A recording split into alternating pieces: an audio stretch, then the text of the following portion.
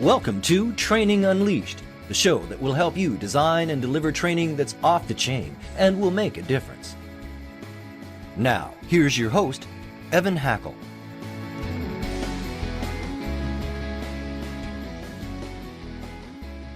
Hello, everyone, and welcome to what I think is going to be a really amazing show, our Training Unleashed show. We're going to be talking about emotional intelligence and emotional intelligence training.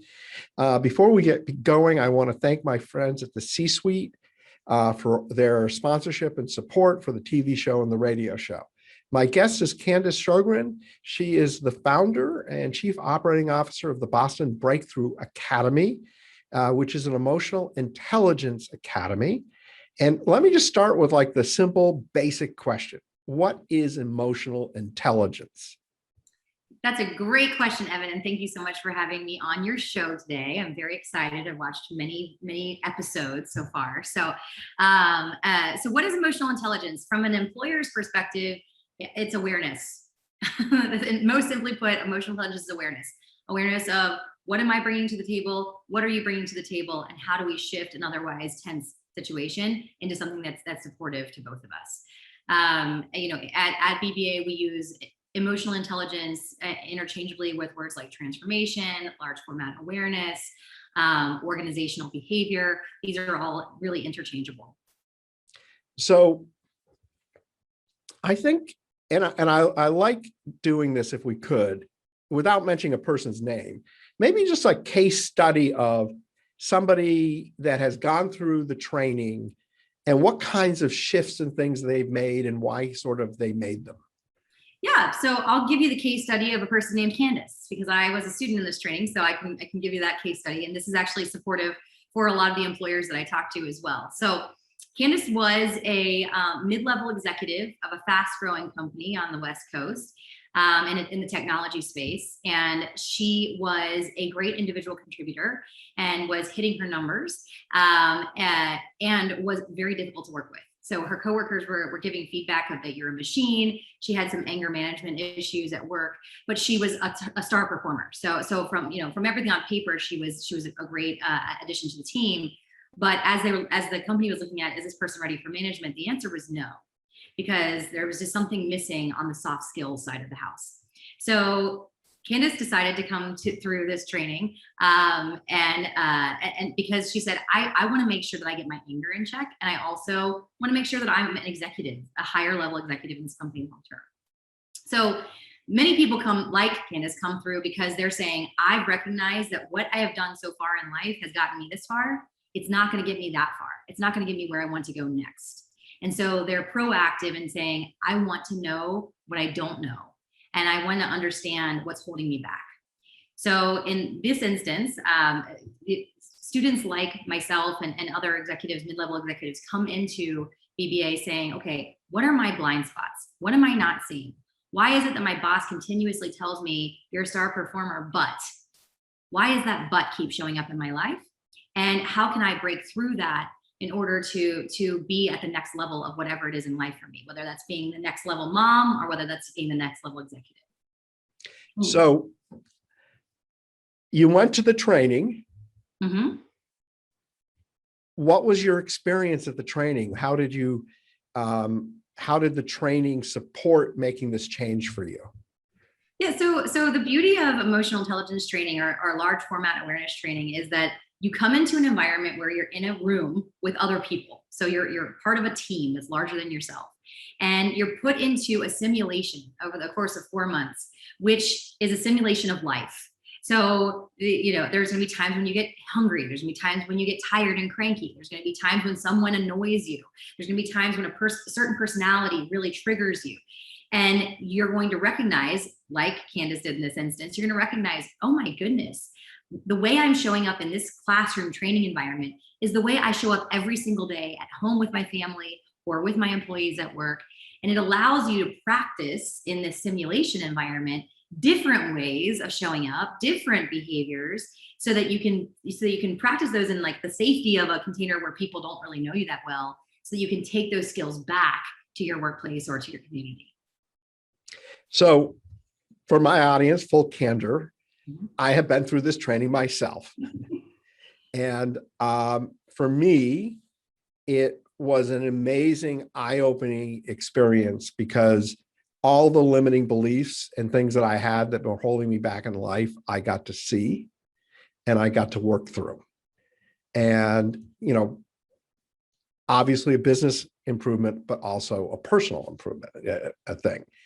In my company, when I see someone on my team that I believe in and I trust, I encourage them to go through the training. And I encourage them to go through the training because I know it will help them, I'll use the term level up. And what I really love is that what I get back in return is a much more confident person that deals well with the team, deals well with customers, and is also very grateful for the life-changing experience that emotional intelligence training is. And so I wanted to share that because I think it's important when our listeners who are in the training world to understand the impact and the power that this training has. And just to close out that case study that you asked about, so I am also an executive with this technology company on the West Coast still 4 years later. And what happened as a result of me going through the training was that my boss went through the training and all of my employees have gone through the training. Now, that same boss who said, Candace, you're hitting your numbers, but you've got these soft skills to work on, has promoted me twice. Every member of my every one of my employees has been promoted since. And he said most recently in his review of me in January, your vulnerability is your superpower. This is something he would have never said to me before going to this training. And so it really opens your eyes to, wow, there's an entire side of my personality that I have just closed off for some reason. And that's really unlocking that is what unlocks, the future, what unlocks potential and what unlocks your next level.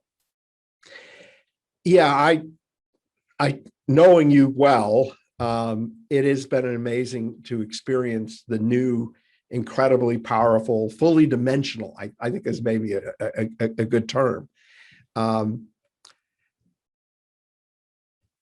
One of the things I want to talk about here, and I'm struggling to form the question, so I'm going to ask the question kind of uglily, if that's a term, is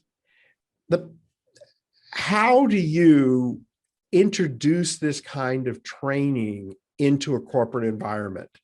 How to, if you're speaking right now to our listeners, and our listeners are primarily made up of training professionals, HR people, operations people, how do you invite everybody to go at one time? How do you start? Where's the beginning? Yeah, so there's really two paths that you could take if you're in the training space or if you're in the corporate environment. So the one path is that you could bring the training into your team. So you could bring it into your management team. And so you, like, for instance, my current company said, we would like to bring this to 50 of our mid to high level managers and do it with them all at once. That is absolutely a way that we can do this training.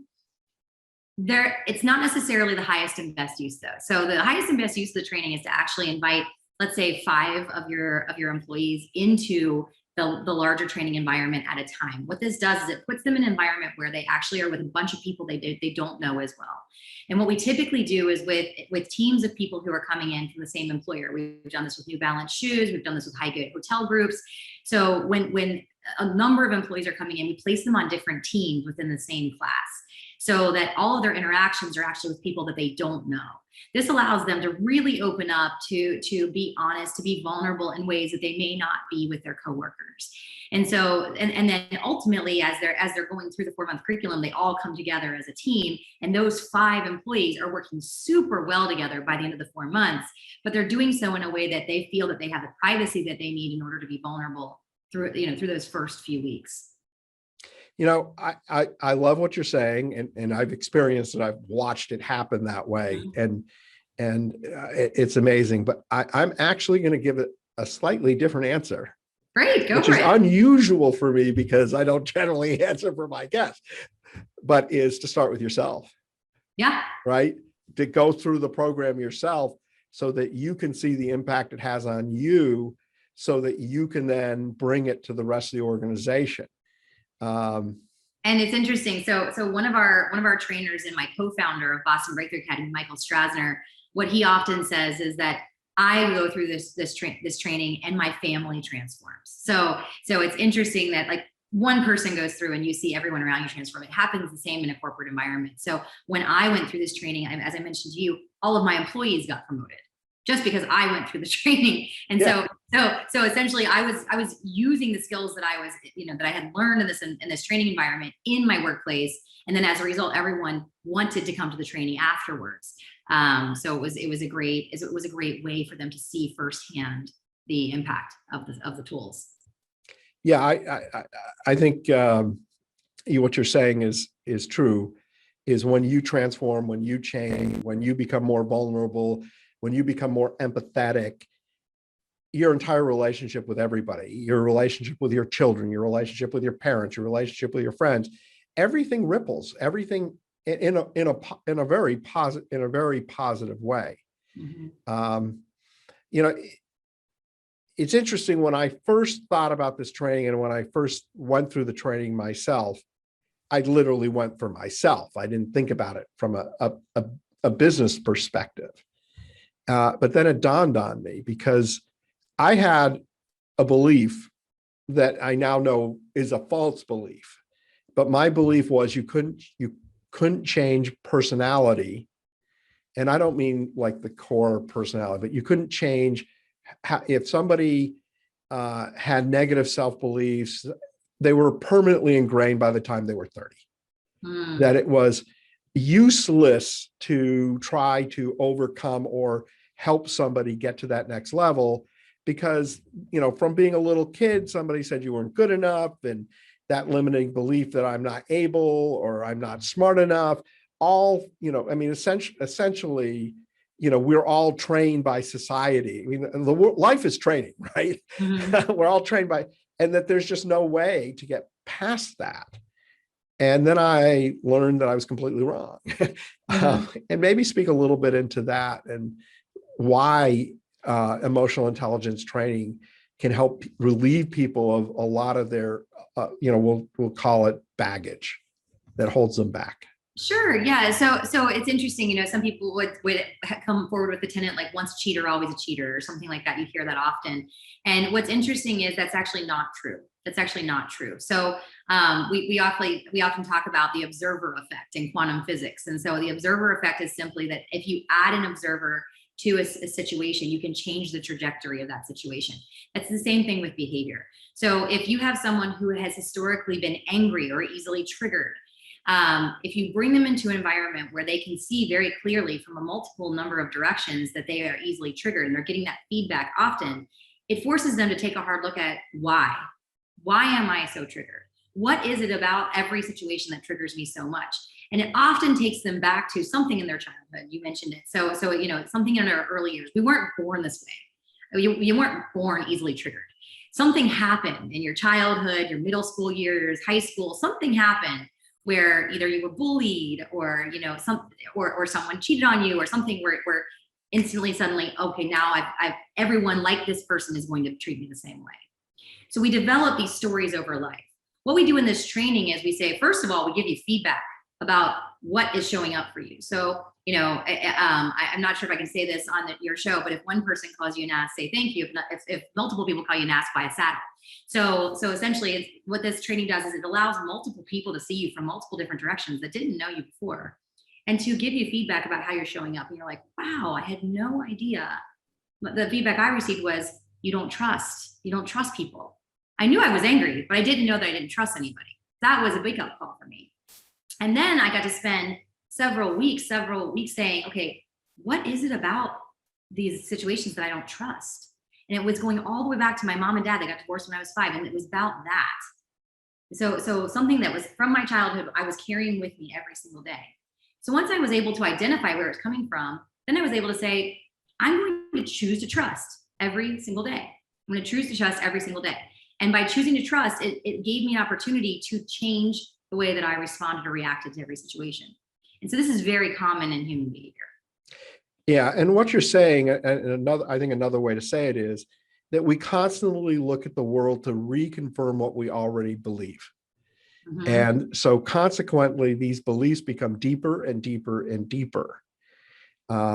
And now what I really wanted to is maybe shift as to why the program is 4 months long. Yes. And because I think this is really critical. I'll just share a story.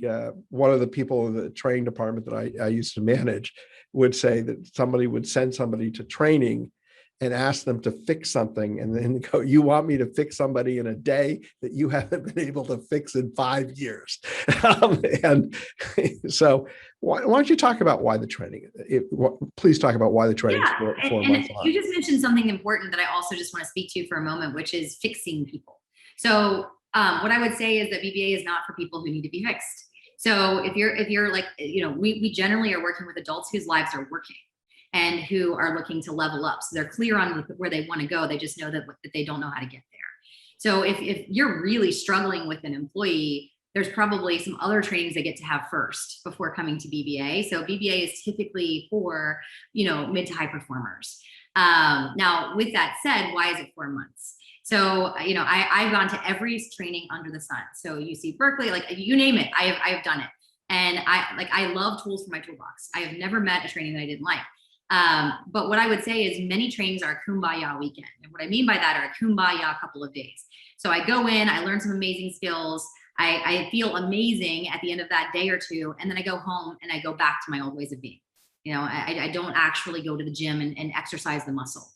What we're doing at BBA is we're teaching you how to exercise the muscle by building habits. And there are a multitude of studies that talk about how long it takes to build or break a habit, but the longest of those is 120 days. And so what we do at BBA is we create a space for 120 days for our students to come in and build and or break behaviors, build and or break habits. And so that they can actually take that into their life for the next 20 years. So I'm going to ask the question I know everyone listening to is 4 months is a very long time. Mm-hmm. How does that actually impact their work? How much time is it that is away from the office, and how does that actually work? Because I can't afford to give up somebody for 4 months. Of course. So this is not 4 months, 8 hours a day.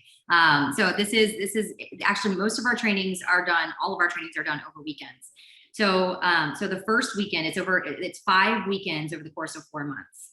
And the first weekend is a Friday, Saturday, Sunday. So yes, they're taking one day off work on Friday. The second weekend is a Thursday, Friday, Saturday, Sunday. And then the leadership weekend, which are the last 3 weekends, begin at like 7 o'clock on Friday night, so they can work a full day.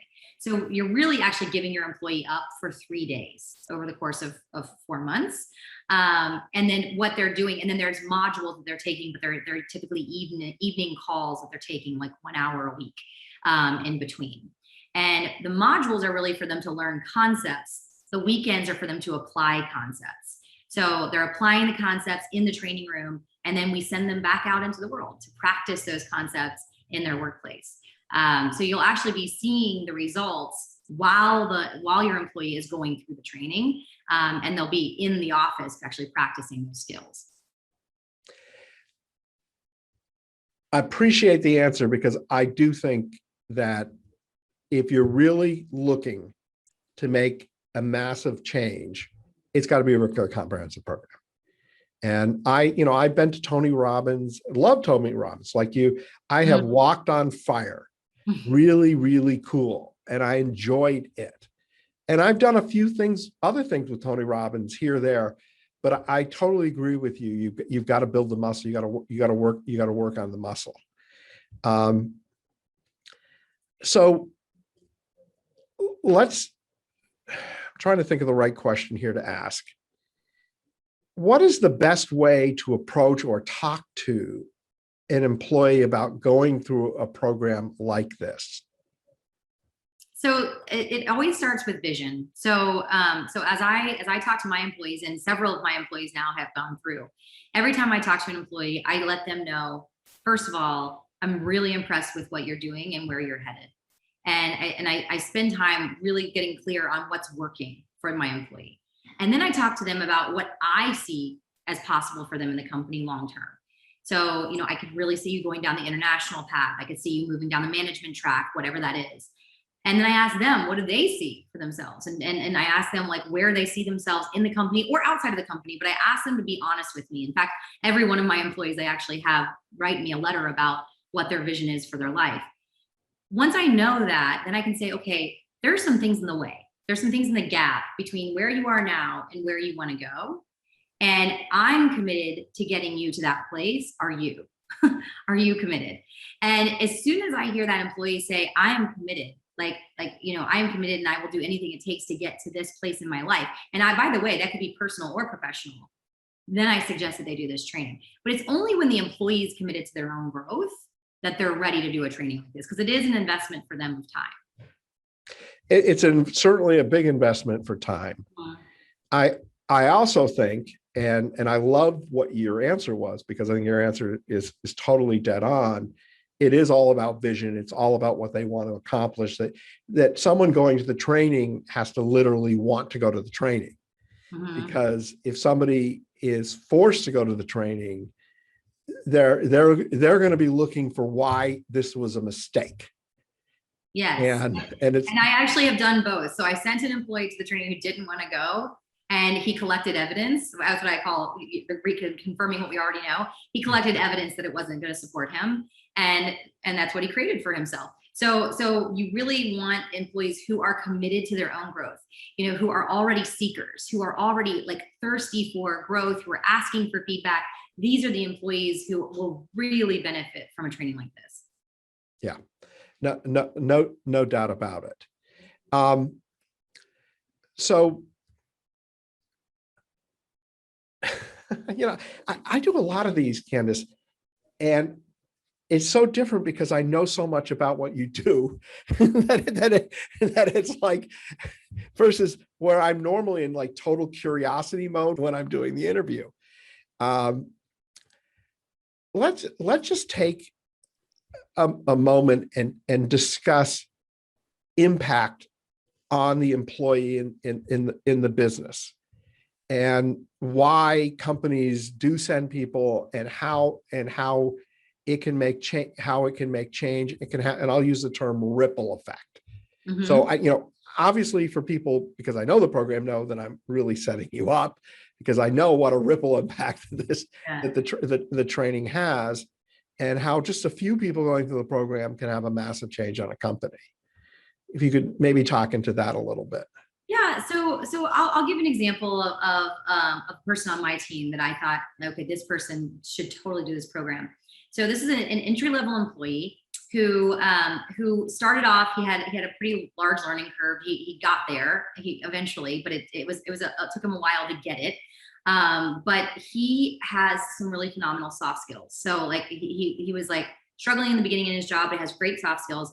And with the death of George Floyd this past spring, my company had significant awareness conversations around diversity, inclusion, and what that meant in our workplace. And this particular employee became the spokesperson for this cause in our company. He was an entry-level employee who became the spokesperson for diversity and inclusion. And he was articulate, and he was thoughtful, and he engaged everyone in the company. And it was we immediately saw him overnight. We were like, this guy is going to be a superstar in this company. And we just had never paid attention to him beforehand because he had been an entry-level employee. And so immediately I went to him and said, I see you being a massive contribution, not just to our company, but to the world. And I want to support you in getting there. And he was like, oh my gosh, that sounds amazing. And I said, and I recognize that no one's been taking you seriously because of where you were in the company. And I'm committed to that changing. And so as you see employees who are at any level, but who are committed to being in contribution, who are showing that they really want to create a better world than they were born into. That's an opportunity for them to come through training like this. And because what this does is it supercharges them being in contribution. They come in first. And what I'll just tell you about the weekends, and I'll do this briefly, Evan. The first weekend is all about me. So I go into the first weekend and it's all it's like investigating my navel. I'm going to learn all about myself. So I'm going to learn about, what is it that I want out of life? I'm going to learn what's holding me back. But it's all about me. The second weekend is all about team. So it's all about, how do I interact with a team? How do I play team? And how do I set this up so that everybody on my team succeeds? The third, fourth, and fifth weekends are all about being in contribution to the world. So it's a much bigger, creating a much larger conversation. And so by the time your employees are coming out of this, not only have they taken themselves on and have they identified what gets to shift in them, they're committed to playing team, and they also know how to be in contribution in the world. And that's what they're bringing back to your workplace. So that's what the ripple really is. Yeah. I love the way you described the program. I actually have never heard you describe it that way. I thought that, that is actually in essence what it is all about. Mm-hmm. Let's just take a second here and just go through the details. So, I mean, people are listening, people are curious. Yeah. What is Boston Breakthrough Academy? How do people find you? How do people work with you? That type of thing. Yep. So Boston Breakthrough Academy is a leadership development training program. Our website is bostonbreakthroughacademy.com. And to interact with us, you can reach out to us on our website. Our phone number is on our website. You'll see my face pop up if you go to our website, and you can send me a message and I respond to you directly. And we interact with individuals. So we have many employees come to us individually. We also interact with employers. And so we can set up corporate programs. Like I mentioned, we can set up a program where we come into your workplace. We can also set up a scattered program where you're sending employees in, or you're coming in yourself. But we have training programs that are happening once every 6 weeks.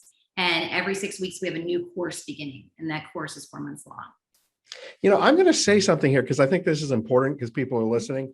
And obviously we're talking about corporate training here. But I would just say, if you just want to invest in yourself, right? Mm-hmm. You don't have to, this doesn't have to be about your corporation. Many people go just for themselves. I went for myself. I didn't go for my company, ended up kind of shifting. That if you're listening to this and you want to get to the next level in work, you want maybe you have an entrepreneurial spirit, but you've been held back, whatever it is, this is something for you to consider for yourself. And I think that's maybe an important message. It's interesting whenever I talk to people who are in between opportunities. Yep. I always, you always get this, like, I'm in, what's that word? Transition? Not transition. I'm the opposite of abundance. Scarcity? Scarcity. Thank you. I'm in scarcity. So I don't want to spend money to go to training. But what I say to people is there's no better way to look and find and discover what you really want to do in life, to get the energy, get the support to help you find that job, and the dividends are huge. So I just wanted to point that out. And there too, Evan, there are 3 different types of students who really find their way to a program like this. Either you know where you want to go and you recognize that your tools won't get you there. So that's one set of students. Another one is in transition, new job, new family, new baby, or you just retire, divorce, that type of thing. Or finally, someone's feeling stuck. Like you're just stuck and you can't figure out how to get unstuck. That is a very common scenario for people who are coming through, because they're like, I used to have the fire and the passion, but I don't know what happened to it, and I'm stuck now. And we support people in unsticking themselves. It's interesting because people go, do you have any regrets about the training? And I go, yeah, I wish I did it 30 years earlier. Yeah. And my middle son went through the training when he was like 20, 21. I'm not sure exactly where. Hugely life-changing for him. And, he was a professional freestyle skier. But once he went through the program, his willingness to really embrace this, and then he got into the X Games and started doing movies and things that he attributes to having the confidence to step up and speak for himself rather than and I say this because he's a terrific person, but he was very humble. Mhm. And being humble is a great thing. But if you don't have the ability to advocate for yourself, Yeah. then you're not going to achieve what you need to achieve in life. So this allowed him, I think, to create great balance. So, I don't think it's different than your 3, but I would just add sooner is better than later. Yeah. Um, And what we always say at BBA is that life is now. So why wait until Tuesday when life is now? And what is it that you're putting on the back burner in your life? Whatever is in the way of you doing a training like this is the reason to do it. So if you're saying, oh, I couldn't do it because my kids, your kids are the reason. They deserve to have all of you. Or I can't do it because of the money. The money is the reason, because you're consistently holding yourself back financially. So we always say what's in the way is the way. Yeah.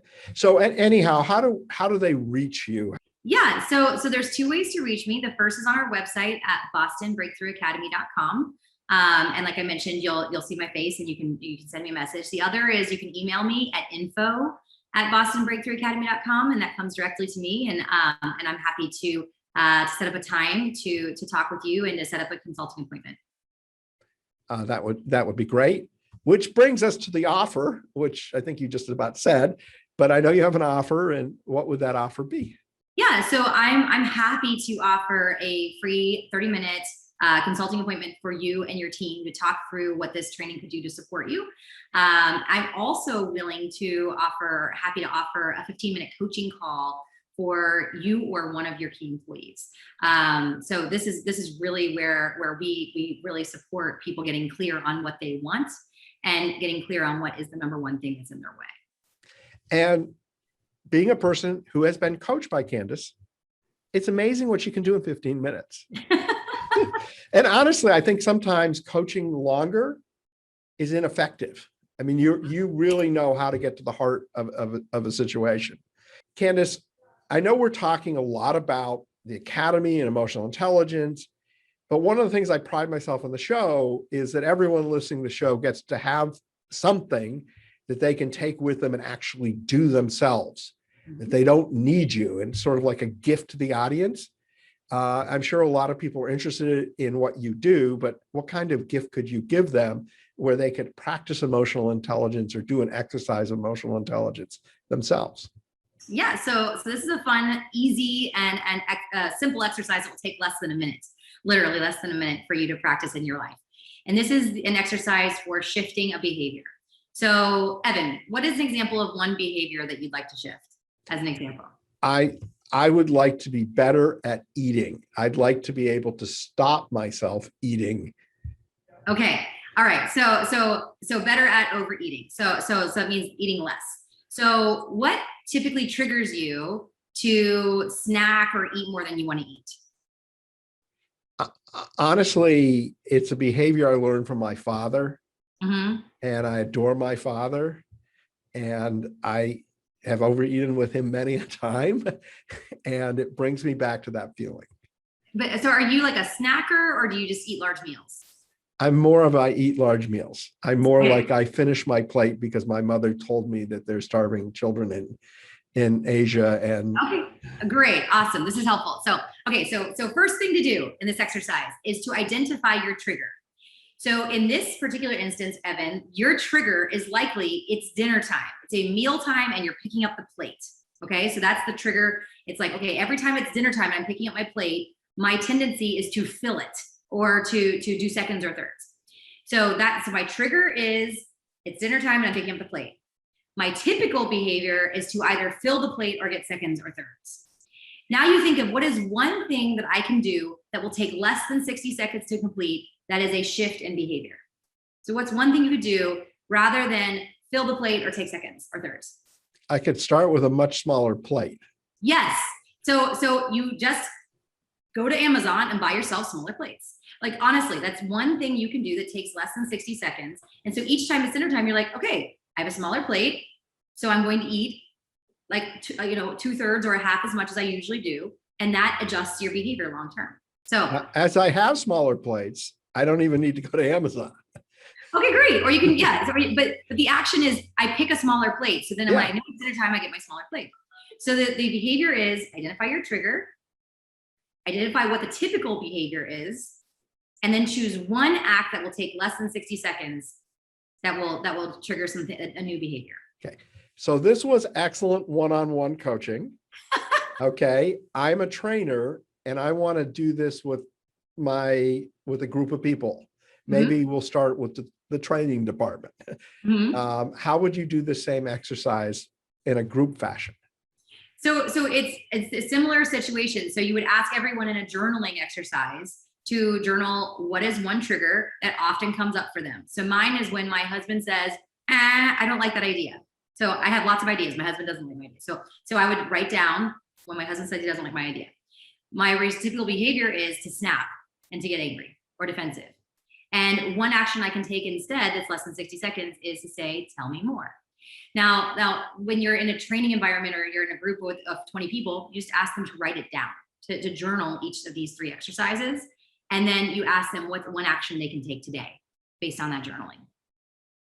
So just to summarize for my audience, is you ask the same questions you just asked me, you have them journal, but then at the end, and I think this is an important thing, is you ask them to share what that change is that they're willing to commit to, so that they have publicly put it out there, so that maybe later someone might check up. Like, I know you're going to ask me if I'm using smaller plates. Exactly. And as a trainer, you could say, and tomorrow you're going to come back in and you're going to share with this team what it was that you shifted. What was that action? So accountability is important. So Candace, as you know, we always end the show with one tip. And what would your one tip be for the audience? So my one tip is actually a tip if you're stuck. So if you're stuck in a relationship or a conversation, you might notice there's a lot of tension. The tip that I have is to write a letter from the other person's perspective to you about how they're experiencing you. So that's my tip, because I do this all the time. I probably do it 3 or 4 or 5 times a day. Anytime I'm feeling stress, I write down a letter from them to me about how they must be experiencing the situation. And then it helps me to actually break through that stress. Really cool tip. You've been a great guest. Thank you. I want to thank the audience. Without you, we would not have a show. I want to thank my friends at the C-Suite for sponsoring and being such great help putting together the show. And again, Candace, thank you so very much. Training Unleashed is brought to you by Tortal Training, specializing in e-learning and interactive online training solutions for corporate, government, nonprofit, and franchise organizations. Tortal makes effective training easier. Just go to tortal.net to gain access to real-world tools that can make a difference. That's tortal.net, Tortal, tortal.net.